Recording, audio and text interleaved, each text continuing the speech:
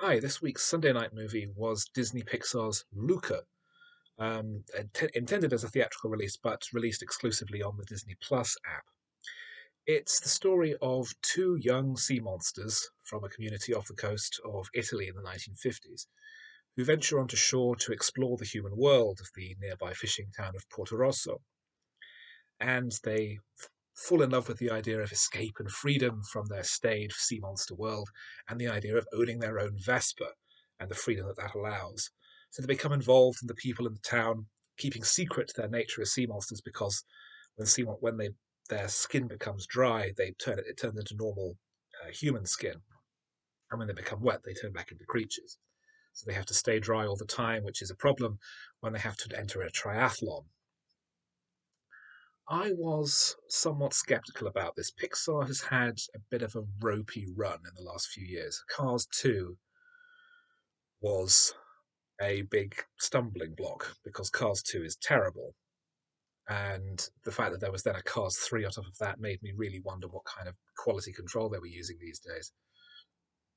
And although have produced a few interesting movies in the last few years, none of them have really grabbed my attention. So I came to this knowing that it was going to be something that would attract a degree of Oscar interest with some trepidation. And to begin with, I did find it quite uh, rote and somewhat uninspired. It's still the buddy comedy model that Pixar's been using for 25 years.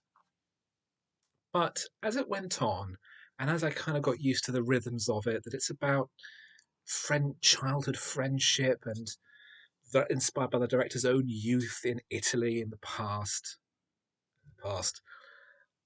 I kind of eased into it. The beauty of the animation, I think, really helps. It captures that Mediterranean sunlight quite brilliantly. The underwater scenes are actually, if anything, less interesting to look at than the surface of the sea or the town or the surrounding countryside, which looks absolutely magnificent.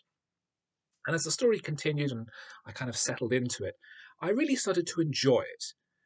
And then by the end of the movie, I thought, yeah, this is probably one of the best films I've seen this year.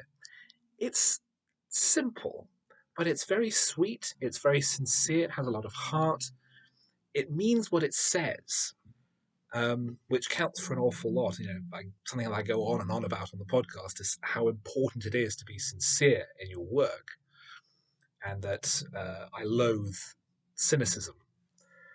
Um, so for something like this, that is quite straightforward, not wildly groundbreaking in a lot of ways, but it's just very, very well done, very honest and likable and warm. I think that counts for a great deal. So ultimately, I'd say that it's actually really good, despite my misgivings, and probably one of my favourite films of the year, and I definitely recommend it.